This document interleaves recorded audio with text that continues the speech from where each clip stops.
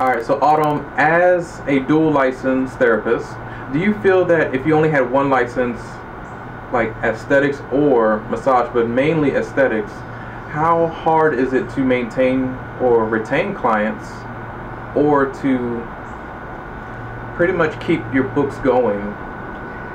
Facials they're trickier because you can only, get them so often. And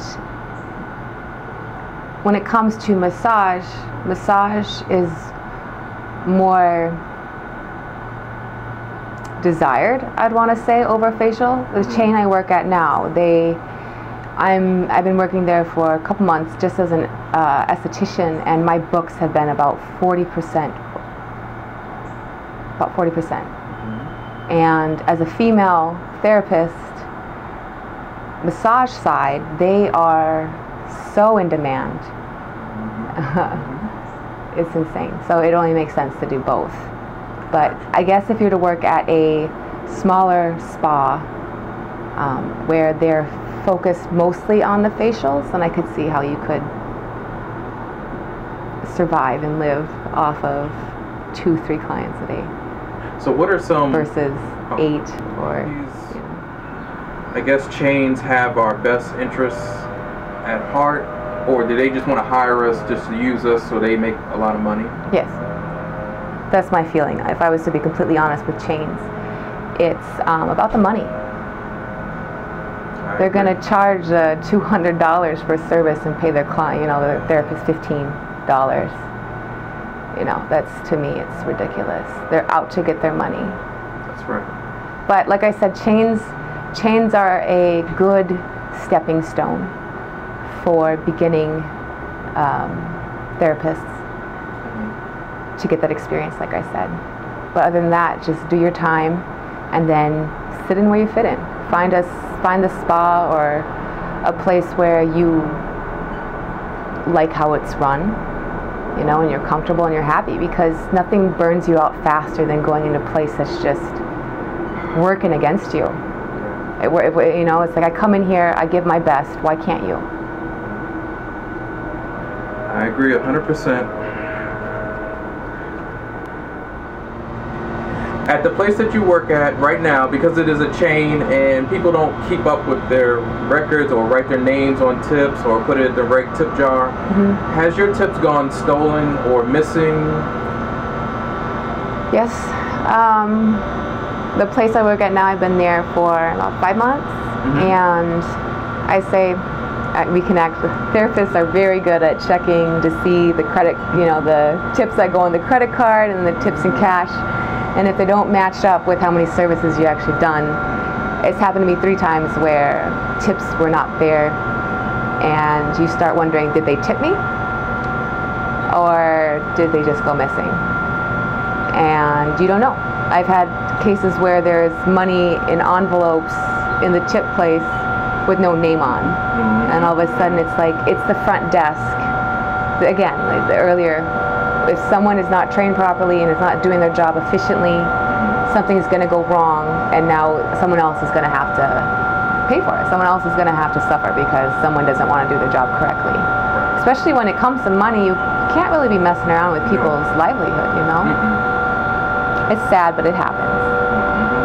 So what happens to that money that goes unclaimed? If they have a tip that has no name on it, do they keep the money? Where you work, I've worked at a hotel where I just did facials.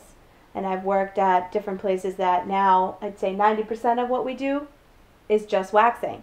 So just, to give people an idea of when you're in school, and I don't know what your school is like or where you're going, but my school in Massachusetts did not teach us how to do Brazilian waxes, and this was 10 years ago. And now everyone does Brazilian waxes. So I had to actually go to another place, learn on my own, and I had to educate myself on it. And, even after doing that, you still have to just practice. That's right. So that's the only way you're going to be able to do it. I mean, we do Brazilians, we can do them in 15 minutes. You can do them in 10 minutes, it depends.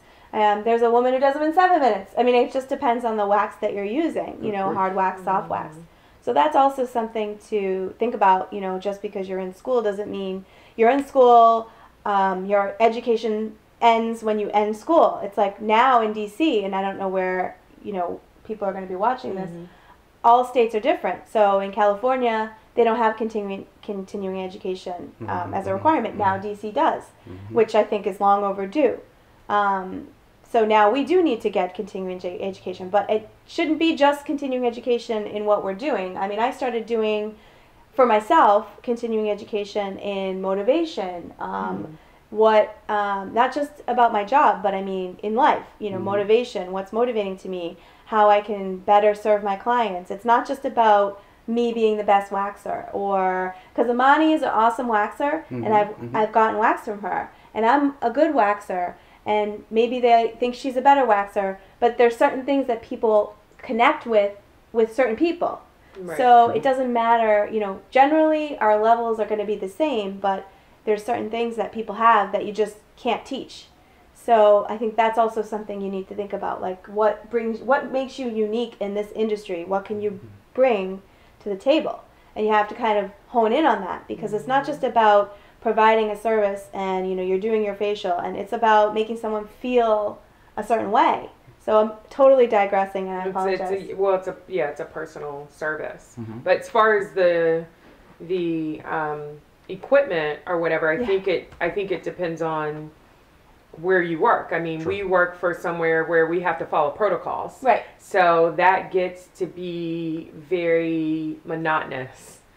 And so if you really want to branch out or grow, then you have to keep that in mind, that wherever you work, if they have a certain protocol, you have to go by that company or that business's by their protocol, and it's not going to be up to you whether or not you want to bring in another device, which also still kind of comes full circle to what you're saying, even though you digressed a little bit, but more of like what your goals are and what motivates you, because it is very monotonous to do the same thing over and over again, and you don't have any control on what you can do in a facial. Like, we can mix up the products every now and then in a facial, kind of do what you can in the room, but other than that, you have to figure out, okay, is this something, do I want to be bound to this brand for the rest of my life, or do I want to be able to grow as an esthetician and use all these things that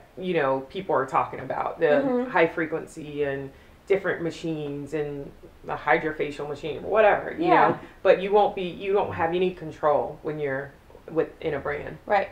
Or someone else's protocol. Like a corporate office. Yeah, and it depends on where you're working. And I think when you first graduate from school, it also depends on your background. I mean, you'll have people who have a nursing background, and they're going to be a little bit better off, dealing with people, and you have to get used to all aspects of our job. It's not just about waxing and doing facials and taking people on time and all of this. It's also just you have to, I think at the very beginning when you first finish school, the focus should be to get experience. Just get experience, because the thing is that you need to be really good at your job, but there's so many other aspects of the job.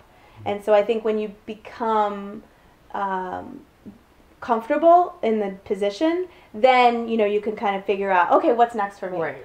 Am I going to branch off? Am I going to open up my own place, or am I going to have people come to my house, or am I going to just continue to work maybe on call, and or maybe I'll work in this position because the pay is good, and I don't have to come home and I don't think about my job.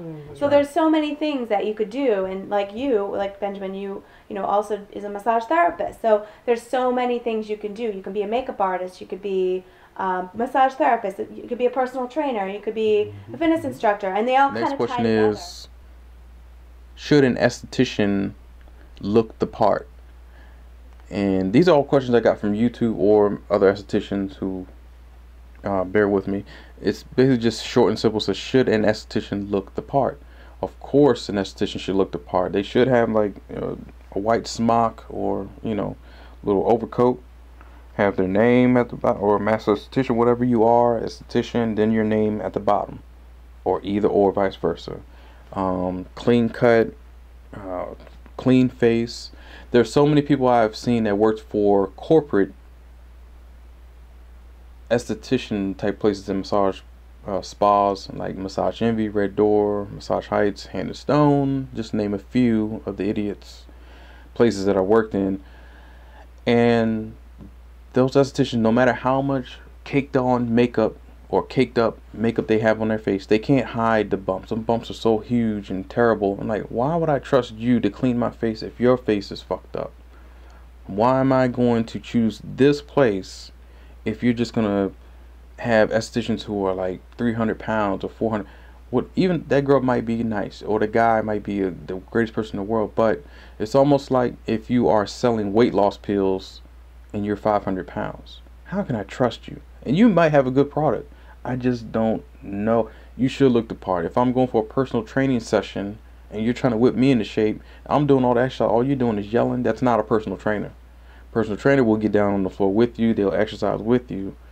That's somebody who's supposed to do that. And an esthetician is supposed to look the part. Okay, so thank you for watching my video. And I know it's a long video. I know it's more than 2 hours, I believe. But there's a lot of things in this industry that you need to learn about, and I can't even cover everything. There's no way. It would take weeks, months, years to go through everything. So I will be starting an actual channel to where you can go on the same channel with me and talk about aesthetics. So if you do have any type of feelings, or it could be good or bad, it doesn't matter. It doesn't always have to be bad.